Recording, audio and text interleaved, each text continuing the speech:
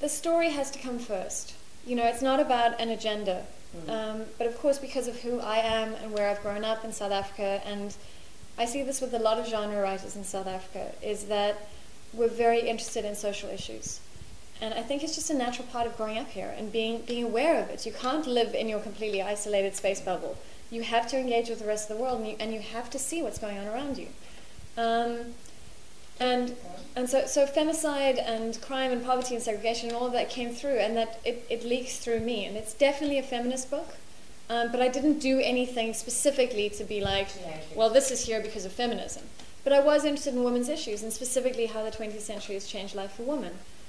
You know, there's a chapter about an abortionist, and the end of the chapter is, you know, she's an illegal abortionist in the 70s, and the end of the chapter is that there's the organization that she's working for gets arrested, and they're waiting for the trial to come up, and the lawyer keeps saying, look, there's this big trial which is going to change everything forever, and we'll never need to worry about this ever again. And it was Roe versus Wade, obviously.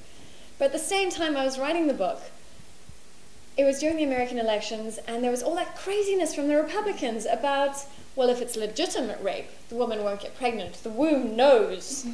And the fact that women's rights to control your body is an issue that is still on the table today is insane. But I'm also interested in looking at, you know, the echoes and loops of history. So it's not just women's issues, it's also just how highways have reshaped cities, for example. Or, you know, the parallels between the recession and the Great Depression in the 30s. So there were all these things that I could kind of pick up and play with, which was really interesting.